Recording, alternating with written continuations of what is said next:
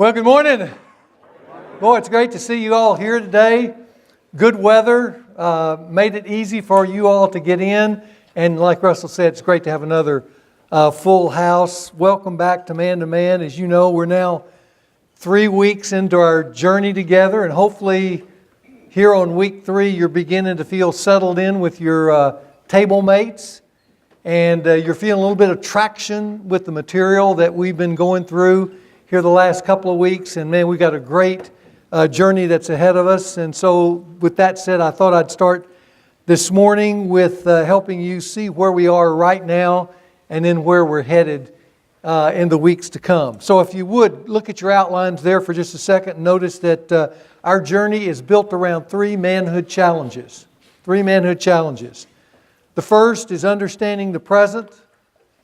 The second is addressing the past. And the third, of course, is envisioning the future. So let me just make a couple of comments about each of those. First, understanding the present. That's what we opened session 1 with. And I really believe one session is really all we need to get a sense of where we are in America today as men. Some big picture perspectives into the times in which we live.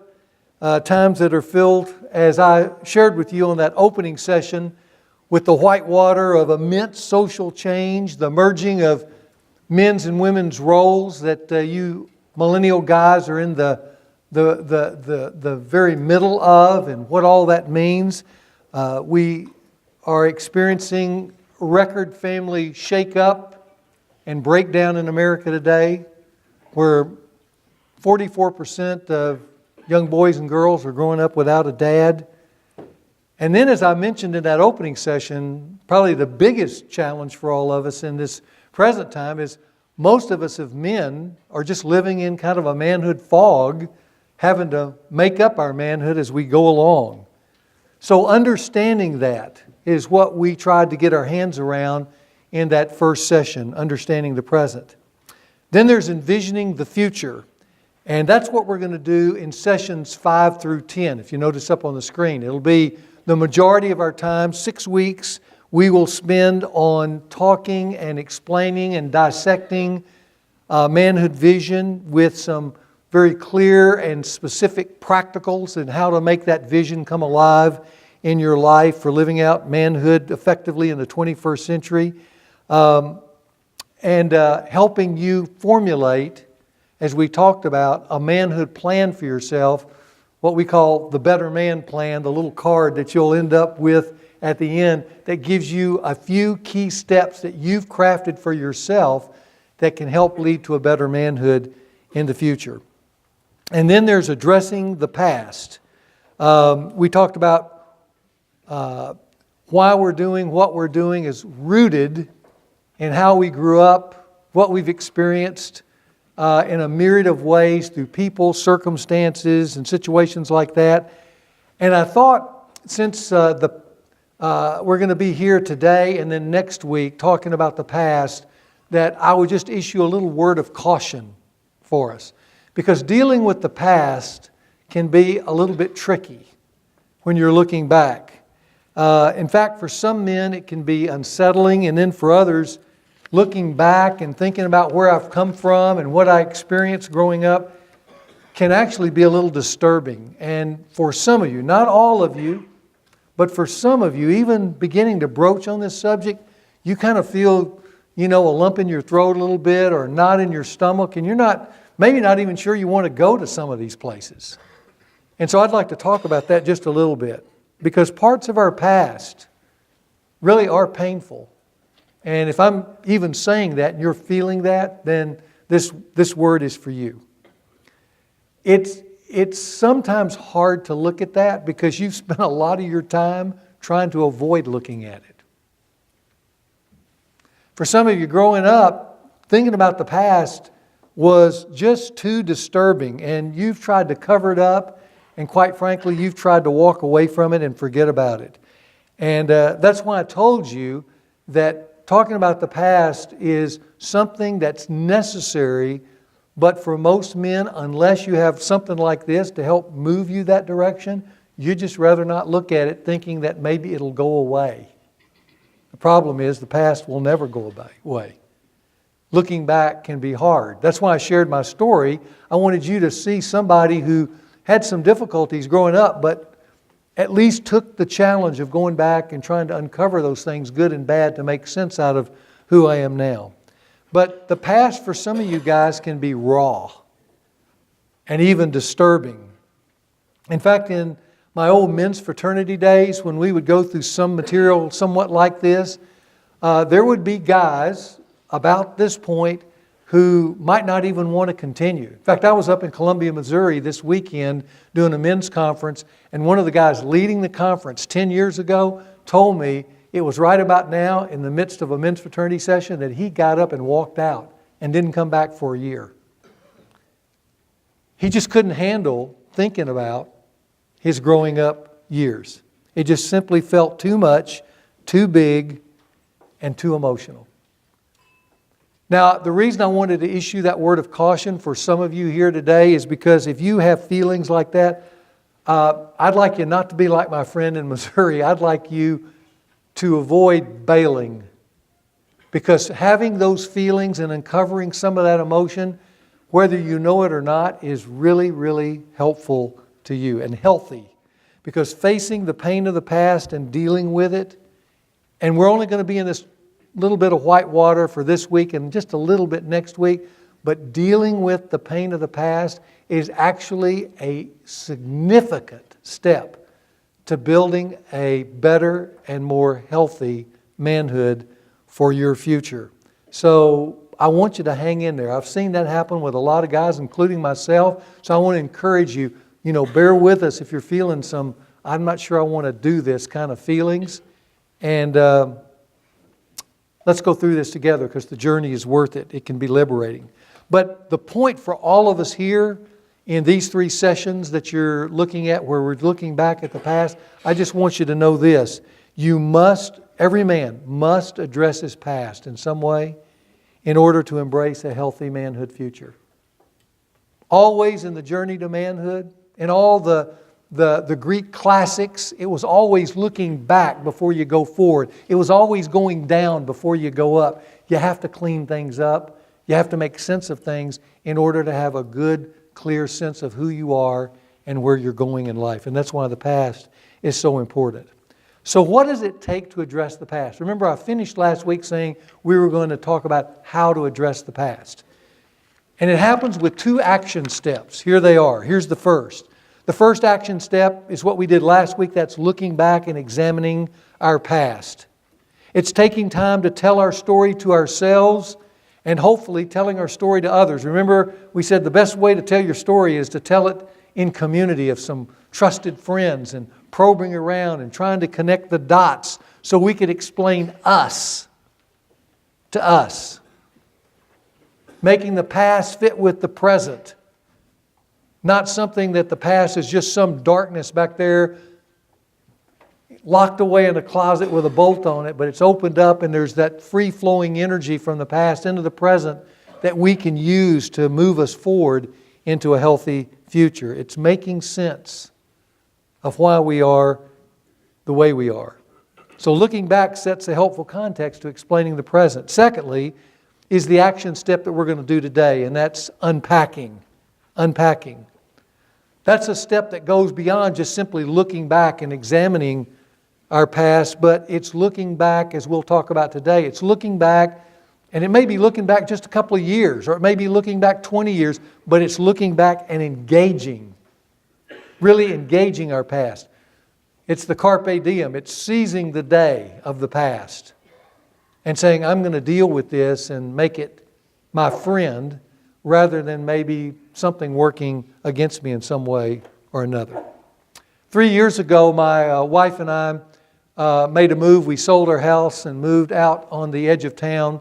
Now, we've been married this year 46 years, so we've collected a lot of stuff. So, boy, moving is painful. Isn't it? Isn't moving painful? And so we went through this laborious task of boxing up everything and walking up into that dark attic where there's boxes and stuff that have been there for who knows how many years, and getting it all put together and then taking it out to our new place and then unpacking. Unpacking is incredibly tedious, as you know, especially when you've made the move. But unpacking serves two things. As you're unpacking those boxes, from time to time, you unpack and you pull something out that you haven't seen in years. And you kind of go to yourself, man, why did we put this away? You kind of like it. You sit there and kind of have a memory around that. And you might say, I want to use this somewhere in our new place. On the other hand, you have just the opposite experience with a lot of boxes. You open it up and you say, why have we been keeping this junk? Why has this been renting space from our attic? And you just want to get rid of it. Those are the two experiences you have when you make a move. Well, it's really the same way when you're seeking a better manhood and you're looking back. Because when you do that, what you are doing is you're unpacking. And when you go through telling your story or reflecting on your past or whatever, you're going to connect dots with dad or mom or some experience with a friend or something that you did that is going to be very pleasurable and say, why did I not ever figure out that that's why I do what I do? In a good way. It's a very encouraging thing because it makes sense. It's like, on TV you have all these Ancestry.com things so you can find out about your family tree and where you came from. Why do people do that? Because in some ways they find out about such and such was related to such and such. It was related to George Washington and it just feels good. I'm in the bloodline of George Washington. So you have these positive experiences. On the other hand, when you look back, you unbox some things that have been locked away for a reason, and they jump out and they scare you. And you go, what am I going to do with that? That's what unpacking is all about. That's why when I showed you that wedding picture last week, when I was at my wedding and I asked you, what's missing in the picture? See, I remember when I went through years later, this was years later, our wedding photos, and I saw that picture, all those feelings came back. All that anger that I dealt with as a teenager came back in that picture. It was like unlocking a little monster. And you have to ask yourself, what am I going to do with this? Now, thankfully, I'd already processed some of that, but I could feel it again from the past. That's what is good about unpacking. We get to experience the good, but we also get an opportunity again to deal with things that perhaps we've been needing to deal with. The point about unpacking is this. The good stuff, you might can overlook that from your past, and that'd be all right for some reason. I think it adds richness to your life when you understand your past from the good side. But ignoring the bad stuff, it's not something you can just let go and think it doesn't hurt you. It's like a poison canister that you want to bury in the sea somewhere and never look at again. The problem is that canister eventually erodes and starts leaking poison into your life. Those things from the past become trouble spots. And you can't avoid those kind of things. And here's why.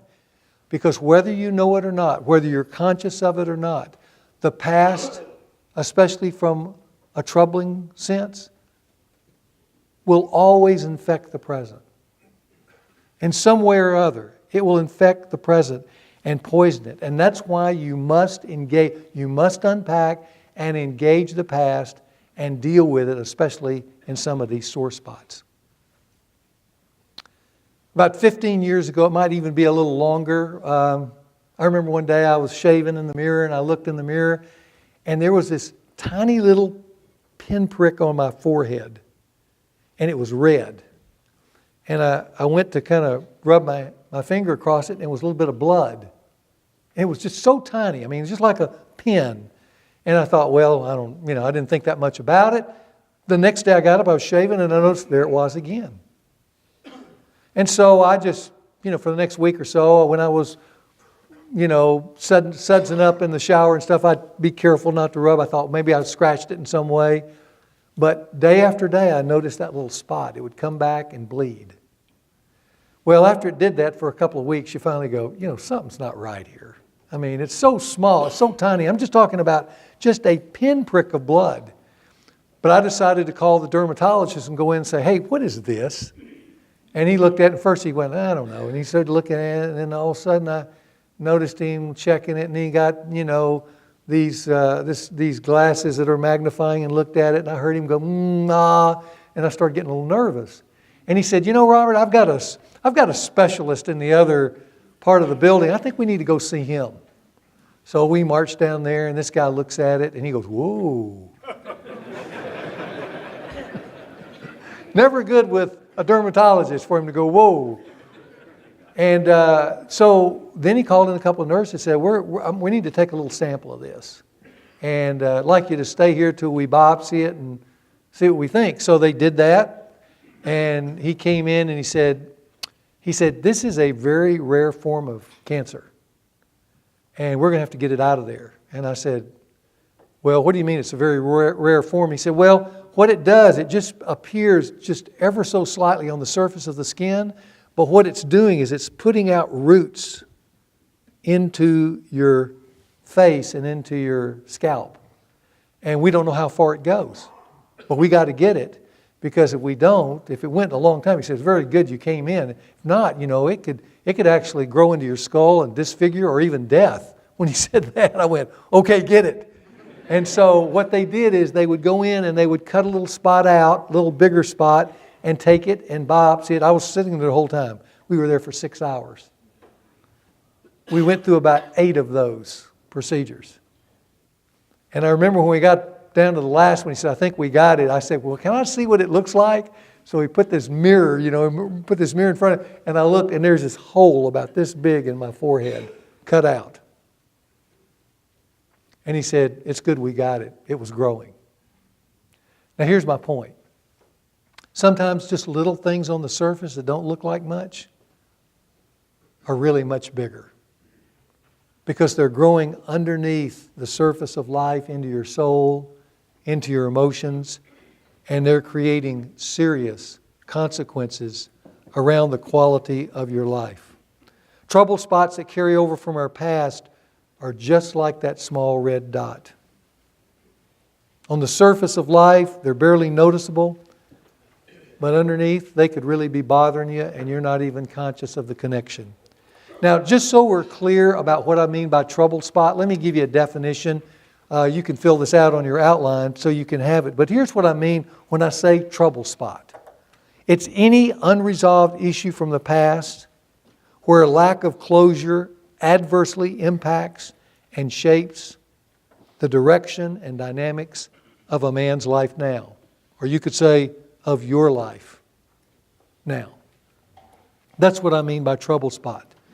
That's why the first move to manhood that works, and this is true in all of history, the first move to manhood that works is not going forward. It's not getting better.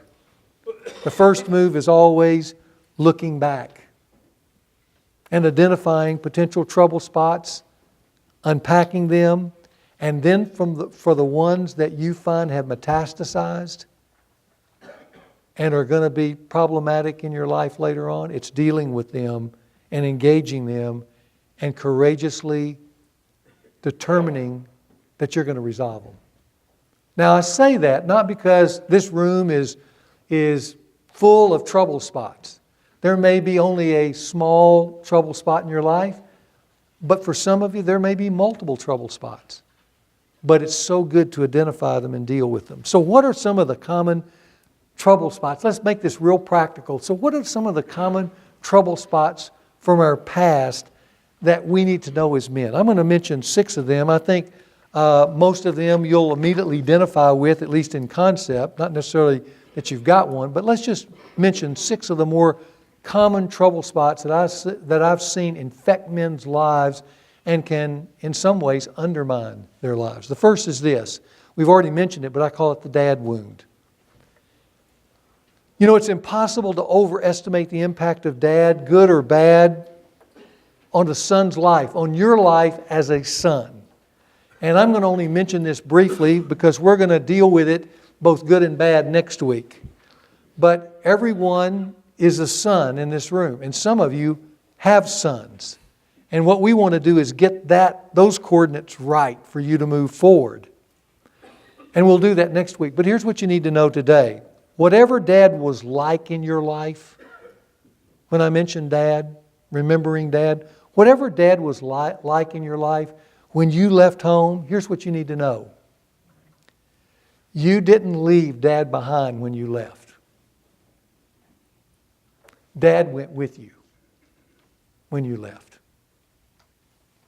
In some form of a myriad of impressions and feelings and experiences, He was the primal image shaper of your life growing up, whether He was there or not there. His life infused into your life, and when you stepped outside the door into adulthood, you took Dad with you. And if those things from Dad primarily were really good things, and for a lot of you guys they were good things, and so some of the things we're talking about you're not even going to relate to, then be very thankful for that. Good for you and good for your dad. Good that he did those things and loved you and invested in you, spent time with you and instructed you and encouraged you and set you up for success. That is a wonderful thing. For some of us though, remembering Dad, there's not so good things, maybe even hurtful things and problematic things. Maybe it came in the form of abandonment or a major disappointment. Maybe it came in the form of conflict or rejection, or him being overly controlling in your life and squeezing you to death, and you never lived up to his image of who you should be. Maybe it was the lack of some emotional connection. You just never felt Dad. You never felt he was proud of you. He never said he loved you, and you just felt emotionally distant from Dad. Or maybe there were buckets of shame that you carried out because of how your dad lived and what he did. What I want you to know, guys, is that's probably troubling your life now if you had a dad like that. Because Dad lives in you. You carry Dad for the rest of your life, and it can hurt your manhood if it's not in some way dealt with. Singer Art Alexakis of the popular 90s band Everclear. Some of you 90s guys will remember them. But I remember years ago hearing a song, and so I listened to it again and I wrote down the words because he was writing out of that band some of his emotions of growing up with his dad. And here's the words. I could hardly hear it, but I listened to it enough that I could write them down. But here's what he said. I remember blue skies walking the block. I loved it, Dad, when you held me high. I loved to hear you talk. You would take me to the movie. You would take me to the beach. You would take me to a place inside that now is so hard to reach. Father of mine, tell me, where did you go? Tell me, what did you see when you looked back at your wasted life and you didn't see me? Daddy gave me a name and then he walked away. Daddy gave me a name and then he walked away. I will never be safe. I will never be sane. I will always be weird inside. I will always be lame. Daddy gave me a name. And then he walked away. Daddy gave me a name. And then he walked away. There are a lot of guys who have similar feelings and emotions when they hear words like that. But guys, here's the good news. There's a way. There's a good way to resolve the dad wound. We're going to talk a little bit about that.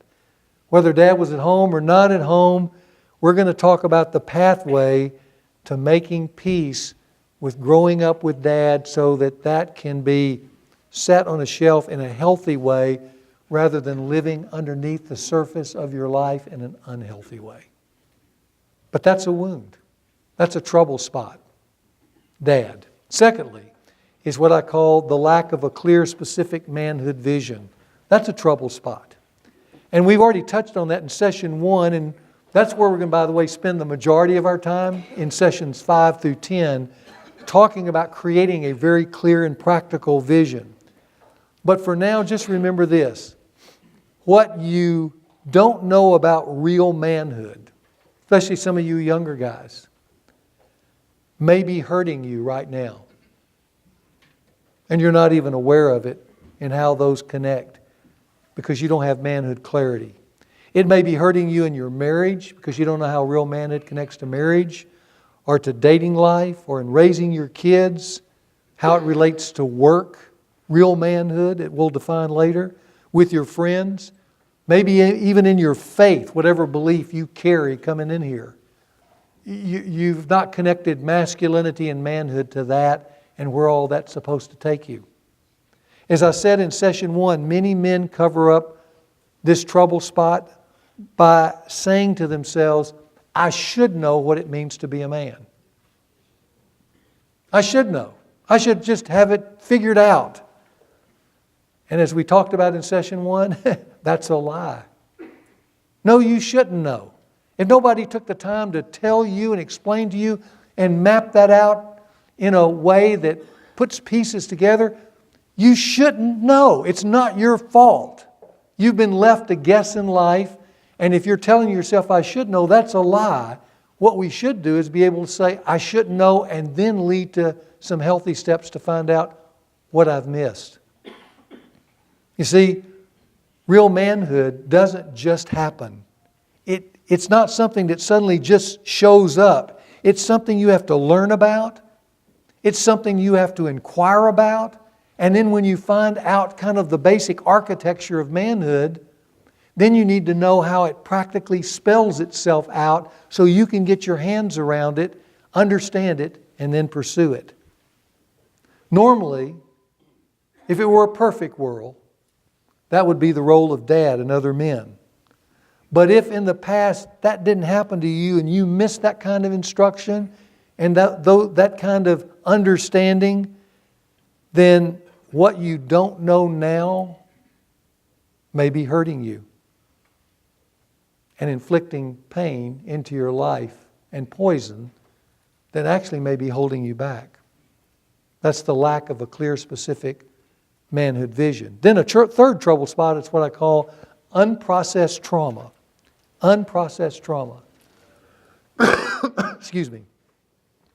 You know, in wartime, guys come back and they have PTSD, the post-traumatic stress disorder. I really believe maybe in other forms that's true of just life in general when we go through some kind of trauma. Like, for instance, when your 8-year-old younger brother is run over by a car. That's trauma. Or mom leaves the family when you're 13 and runs off with another man. Or your best friend dies of a brain tumor.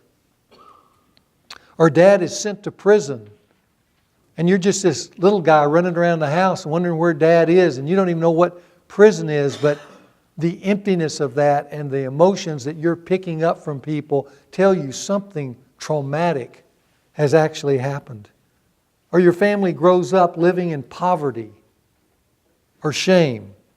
Suddenly life is just turned upside down. There's trauma. Life is no longer safe or fair or just.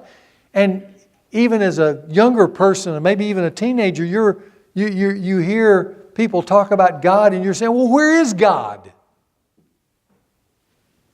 Where is He? Why isn't He doing something? Why isn't He helping me out? Why did He let life happen like this to me? And why me? What did I do to deserve this?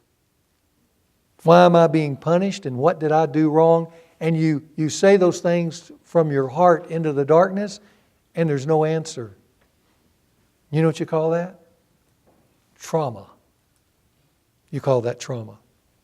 These are the haunting questions that if they're left unaddressed from the past, you experienced that in the past, and that's still in your life, just kind of floating around in there, that begins to harden and breed a manhood that's deeply insecure,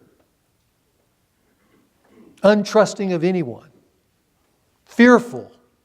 Like I told you, you get to where you got to go, I got to control my life because nobody's watching out for me. Nobody's got my back but me. And you shape your manhood around that unhealthy principle. And it impacts you later on. You become pessimistic. And many people that I've dealt with that have experienced some of the things I've just listed, they become very anti-religious and anti-God. They experience those in their childhood, but those childhood tones now shout to them, there is no God. Life is just what you make it, and let's have at it. That's what I call a wound, a trauma. And it makes life hard and troubled and stress-filled. It's the trauma wound. Here's a fourth one. I call it the secret habit trouble spot. The secret habit. The secret habit often begins maybe in junior high, might even be in high school. It takes the form of just boys being boys together. Boys being boys with sex on their iPhone. Usually, little images of pornography that they get their hands on. Maybe it's robbing a cabinet in the bathroom of a friend and getting a little opioid of some kind, OxyContin, something like that. Maybe it's sneaking out some of Dad's wine or having a friend buy you a case of beer and having a good time. It's just stuff that begins boys being boys with drugs, alcohol, pornography, those kind of things. Maybe even, breaking in and stealing a few things. That's the beginning of the secret habit. You go to college, and these things begin to take on deeper roots, especially for a lot of guys. When I was up in Columbia this weekend, I was on Main Street, and my hotel has to shut the doors and lock them at 10 o'clock on Friday, Saturday night because there's so much partying out in the streets of Columbia and damage done to the hotel if they don't keep the college kids away. It's just wild. They were telling me it's gotten wilder in the last 10 years. But now on the college campus, what you find stepping on as a freshman and sophomore and whatever is that sexual freedom abounds. Pornography is everywhere, displayed as a matter of fact. And in a recent poll of millennials, what they found is guys viewing porn and watching porn in front of their friends, where in my generation you would be so secret about that. Now it's just openly displayed as if it's just a ordinary matter of fact in life. Everybody's doing it. So you do it. It's no big deal. Drug and alcohol binges is something you just regularly do. That's just the college experience. So you go through that during your college years to excess. Then comes your 20s and 30s. And suddenly you're faced with the real world at some point. And you got to get a job. And then you get married. And you go to work. And you start having kids. And then there's places where you're being invited into some form of community leadership. And maybe you and your family join a church and there's some spiritual pursuits. And with this new season of life come these new perspectives and these new responsibilities. And during that time, many men from the background that I just described kind of get their act together and they start cooling it with some of these excesses and putting them aside. They let the wild side, the real wild side, go. But for some men, at this point, they find they can't cool it. And those things can't be just put aside where they move on. And that's because the fun and games of the past have now become an expanded habit. And that habit now is entrenched in their will. And it begins to tell them what to do rather than them choosing what to do. Now there's this little drink here and this little late night website there. And even though from time to time they're confronted with that and I shouldn't do that, it still persists in their life and demands from that man's life more and more attention. Some of you guys know exactly what I'm talking about, don't you? Because we've all experienced that to some degree or another. But now these things go deeper. They go through from choices to habits. And when one of these trouble spots brings a concern or a negative reaction from a wife or a friend or whatever because of the frequency at which now they're coming in your life, that's when a man realizes, I'm going to be exposed too much. And so he makes the choice to take those habits underground into what I call the secret habit, along with the lie that no one's going to find out. And that's when it becomes a really serious trouble spot. And then, over time, it becomes a ticking time bomb that with the right circumstances explodes and destroys a man's life. Listen, in the world we're living in today, those kind of habits are everywhere. And if you're nursing a secret habit that has been born from the past, nursed in the past, and now has come in and become a monster in your heart that people are trying to point out to you, there's something not right, and you're trying to hide it, guys, let me tell you, you can never, ever, ever go on to the manhood we're going to describe in the next few weeks unless you awaken to yourself and name that habit as a problem that you've got to deal with. Because no man can drag that kind of anchor into the future and have a healthy manhood. It's got to be dealt with. But that's a real trouble spot. A fifth trouble spot is what I call no close friends. And the key word here is close. A lot of us have friends, but when I mention a close friend, I'm talking about someone who's got access to our heart, our soul, can get close to us, can peer into our inner life and talk to us about it because we feel comfortable talking to them about it. Real manhood, you might write this down, real manhood is a team sport. It's a team sport. Listen to what one of the wisest men in history said in Ecclesiastes 4, King Solomon.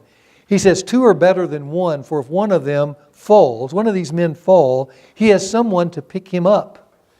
But woe to the man who falls, and there is no one there to pick him up. Woe to the guy who's not connected, so that when he falls, there's no one there for him. That person is called a close friend. Real manhood is a team sport. And every one of us in the room, that's why I'm glad we're around the table, getting to know each other, getting to feel like life is much more common than we ever knew, because that builds connections of safety where we can talk. But we all need a friend who is there for us, who can pull us up, who feels the freedom to point out our blind spots and even confront us if there's something he considers wrongfulness or even sin in our life. Who can cheer us. That's one thing a friend is really good at. Cheering for us when we do things right. When we're stepping up to being a better husband or a better dad. When we're starting to grow in some new spiritual way. And we've got a friend who notices that and cheers for us in moving forward because he says, what you're doing, Fred, is good. Man, I'm excited for you. How you're growing. We need someone who can give us perspective and hold us accountable when we need it. That's what friends are for. Close friends. Not just associates. Close friends. Proverbs 18:24 says, there is a friend that sticks closer than a brother. And I would say in life we all need at least one of those to live well as a man. And if we don't have that, and we live long enough without that, let me tell you, here's what it does. It creates a trouble spot. Because really what we're doing is we're living alone even while people are all around us. And we're talking to ourselves all the time, but no one's talking to us in honest, real ways. And so we start creating our own inner world with values and decisions and stuff that are totally unexamined. And that eventually will lead to difficulty and trouble. It's a trouble spot if you don't have a close friend. Then the last trouble spot I just want to mention is what I call living stuck spiritually, or living spiritually stuck. A lot of men, myself included, have greatly benefited in a quest for a better manhood by the pursuit of spiritual life. A spiritual life has been a great asset to me, and I know it's been a great asset to a lot of men here in the room. And we'll talk about that a little bit more a few weeks from now. But here's what I want you to know in this room. I've also encountered lots of men over the years where spiritual life is not an asset. At best, it's boring. Okay? At best, it's boring. But at its worst, it's actually a trouble spot. I first encountered that when I was a new Christian. I was a brand new Christian. I was talking to a good friend back in Louisiana about my new conversion. And this guy was totally turned off by that. And then he kind of told me a story about why he was turned off by that. He said when he was growing up, his dad was a pastor in Tennessee. And his dad had moved into a church that was fairly large. The congregation, income-wise, was fairly well-to-do. And his dad was just a lover of people. And so, along with his duties of the church, he began to reach out to people on the other side of town who were impoverished and a little different than the congregation, and started getting a response. And in the midst of that, some of the members of the church came to him and said, we're not really comfortable with what you're doing in that regard. And he responded that he felt like that was part of the mission of the church. And one thing led to another. And I'll just give you the bottom line. He was dismissed and fired. And this guy, as he was telling me that story, you could just feel the anger well up in him as he was sharing that. And he said, that's the day I quit. And what he was telling me is, that's the day I determined this Christianity thing, this religious stuff, was a fraud. And he's never been back since. Over the years, I've met a lot of spiritually stuck people as a pastor. I have. I've met them for years, over and over again. I'll be talking to somebody and they'll tell me how they were growing up in the church and the church split and everybody went after each other. And as a teenager, they looked at that and said, is that what it is? Or maybe they were in a church where they were always talking about money. Or maybe there was somebody that they got close to that was a religious friend, and then they found out that they were in fact a religious fraud, that there was a secret life that they were hiding and it got exposed. And then they looked at that and they went, this stuff's just not real. It's just all a game. It's just all an activity that people go through to make themselves feel good about themselves or safe. But it's not the real deal. And at some point in that journey, having an incident like that, they just go on pause spiritually. They just stop. And then they organize their life from that point on around other values and priorities and features. Maybe that's you. Maybe you've been like that. If that's the case, and we won't dwell much here, but I just want to mention this. One of the things I've noticed is that one event like that can blind a person to real spiritual realities for the rest of their life.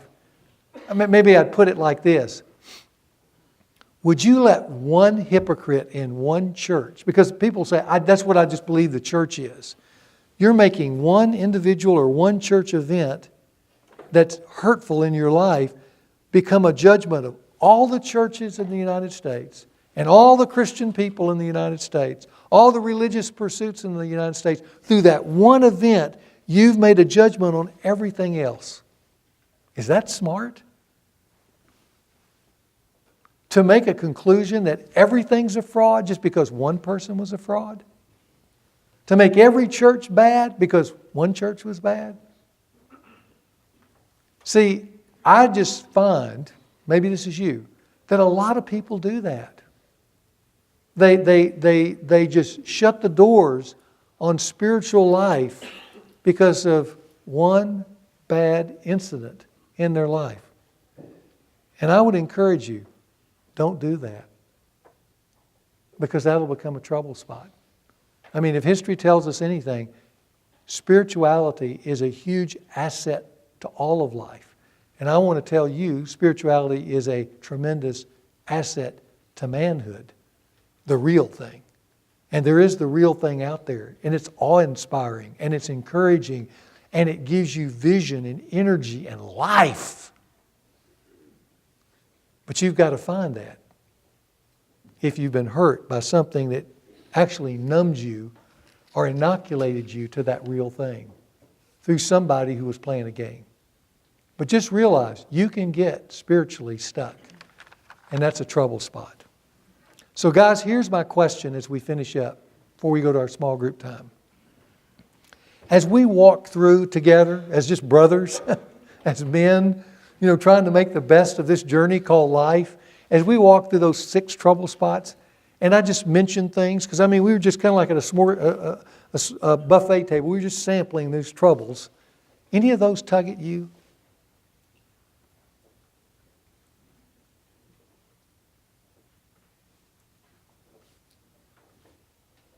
Anything I mentioned there and you went, it may be me. Don't want anybody to know. I'm going to kind of push it down here for a moment. Any one of those maybe move into your heart and kind of start whispering to you a little bit? Man, wish I could deal with that. Wish I could get over that. Wish I could get on top of that. Wish I could be better at that. That's something to make careful note of. See, we're looking back, but we're also unpacking. We're pulling things out and looking at them and go, do I want to keep this? Because some of those things you don't want to keep. But it's going to require some action on your part as we're in this moment in time and this, I think, special place together, looking at these things to say, I gotta make sense of this and wrap some of this up and get rid of some of this stuff, because until I do that, it's going to be hard to turn to the future and go forward in a way that I'm stronger, healthier, more stable, and become an asset to everybody around me. Because remember, the manhood that works that we talked about in session 1 is the manhood that's life-giving. It walks into a room, and just because of what it is, it's a manhood that's giving life to people and encouraging people. That's what God meant every man to be. But a man who's carrying a lot of trouble spots is not giving off life. In fact, he's taking life from others. But in order to move from one to the other, you've got to look at some of these things and deal with them. This is the path to manhood, unpacking. Now, if some of those were true of you, even just one of them were true of you, what do you do with that? Let me mention 3 things and I'll close. 3 things that you can do to deal with a trouble spot. 3 steps you can take to resolve it. Here's the first. You've got to name it. That's the first thing. You've got to name it. One of the things I like about Alcoholics Anonymous is if you're in a group, and they introduce themselves, they'll say, I'm David Wilson, and I'm an alcoholic, and everybody greets them. They've learned to name the problem. Now, I'm not saying we have to be like that necessarily, but here's what I am saying. To you, that's a healthy thing for you to name it to yourself. What is the trouble spot? Can you name it and claim it? Because until you can do that, you can't deal with it. So you have to name it. Is it when I was listing some of the habits, pornography, alcohol, is that you? When I was talking about being clueless as a man because there's no vision in your life, you've never really figured it out, is that you? Could that be a trouble spot? Or that you're somebody who lives in secret all the time, there's no close friend peering into your soul, is that you? See, it's good to be able to name what it is. Secondly, you need to share it. And I'm not talking about broadcasting it to the community, putting it on radio. I'm talking about there needs to be a few trusted people that you can go to with whatever that is and be able to talk to them about it. I'm just telling you, there's something so healthy about having a conversation about your trouble spot. And maybe inviting them in to offer some wise counsel or some ideas, because usually trouble spots need some steps to think through. But you go from naming it to sharing it And then you go to finally engaging it. Engaging it. Because after you've talked to someone and thought about it, then you have to get some kind of plan together. Some kind of plan that you're going to take action on.